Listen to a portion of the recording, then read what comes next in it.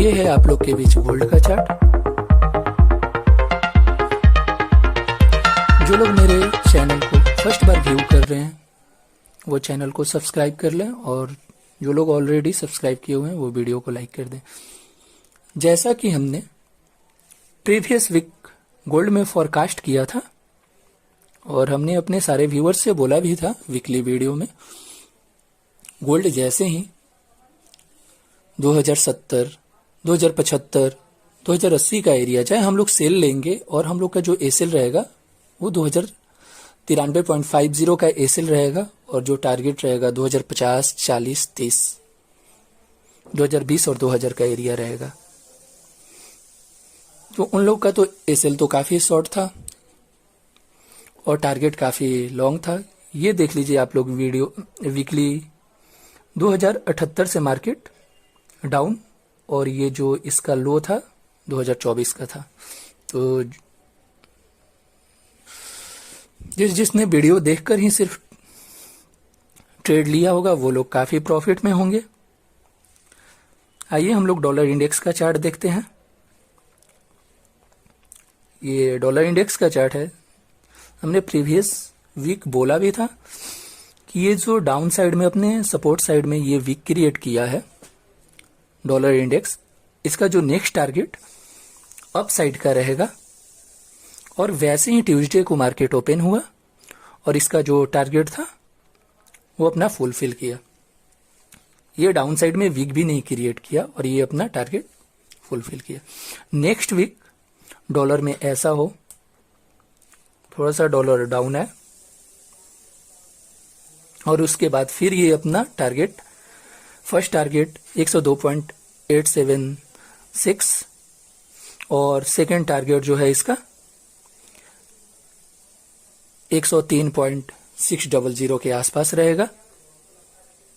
तो ये dollar index का टारगेट था। पिछला वीक जो था डॉलर इंडेक्स बुलिश है, तो अगले वीक भी ये प्रेडिक्शन किया जा सकता है कि डॉलर इंडेक्स अप साइड में ही मूव हो।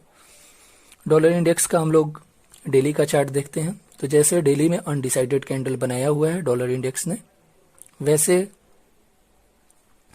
गोल्ड में भी डेली में देखिए डोजी टाइप का कैंडल बनाया हुआ है। तो अब हम लोग गोल्ड में क्या करें, वीकली में गोल्ड में क्या करें। जो लोग ऑलरेडी सेल में हैं तो वो सेल में ही रहेंगे, और जो लोग इस वीक कैसे ट्रेड करें, छोटे टाइम फ्रेम पे हम लोग आ जाते हैं H1 के। ये न्यूज टाइम का कैंडल है। डेटा तो था गोल्ड के लिए निगेटिव और डॉलर के लिए पॉजिटिव। तो अपना जो डाउन था, इसने डाउन 2025 का एरिया गोल्ड आया और उसके बाद ये फिर रिवर्स चला गया, और इसका जो हाई था वो 2064 का था। मंडे को मार्केट ओपन हो, अपने इस लेवल पे जाए 2050, 2055 और 2000, ये इसका 65 का एरिया। वीकली के व्यू से हम ट्रेड बता रहे हैं आप लोग। ये तीनों एरिया पे मार्केट जाए, हम लोग यहां से सेल लेंगे,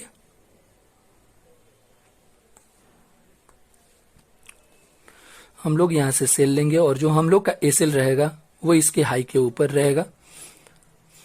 2000 वही सेम एसेल रहेगा 2093.50 का, और हम लोग का जो टारगेट रहेगा वो 2020,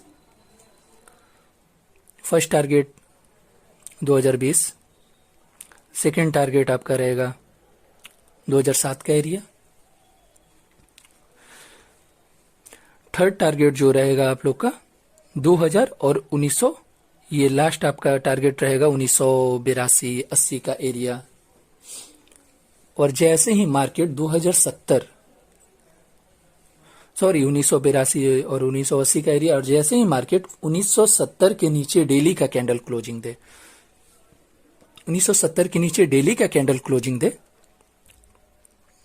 मार्केट जो है ये इस एरिया का बात कर रहे हैं 1970 से 1972 से लेकर 1970 का जो एरिया है, ये जो एरिया इसके नीचे ये डेली का कैंडल जो क्लोजिंग हो जाए इस एरिया में 1970 के नीचे, जैसे ही डेली का कैंडल क्लोजिंग हो, ये जो आपका पिछला जो सपोर्ट बना हुआ है ये देख लीजिए,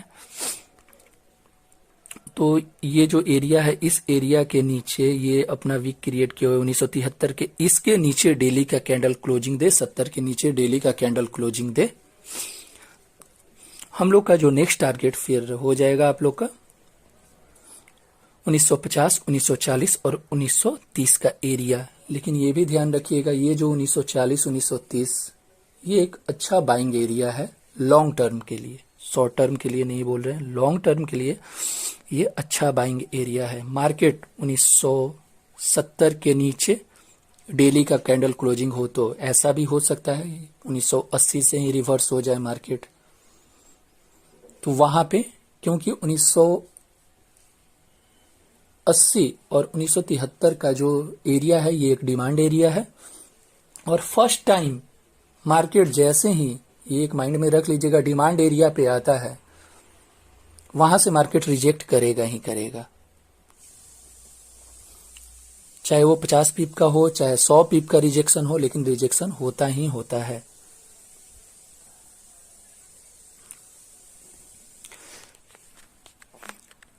तो वैसे ही आप लोग एसएल और टीपी डालकर ट्रेड कीजिएगा, और जो लोग पिछले वीक ट्रेड किए होंगे वो अपना एसएल इंटैक्ट रखे होंगे तो अपना एसएल एक्सटेंड करते रहिएगा, एक्सटेंडर एसएल को बढ़ाते रहिएगा, और जब तक आपके साथ एसएल रहेगा कोई डरने की बात नहीं है। एसएल आप लोग का बॉडीगार्ड की तरह काम करता है, और लॉस होता है तो सारे लोग होल्ड कर लेते हैं लॉस को, लेकिन प्रॉफिट होता है तो उनसे होल्ड नहीं हो पाता है। तो आप लोग लॉस को होल्ड ना करें और प्रॉफिट को होल्ड करें, ये कॉन्सेप्ट अपने माइंड में रखिए,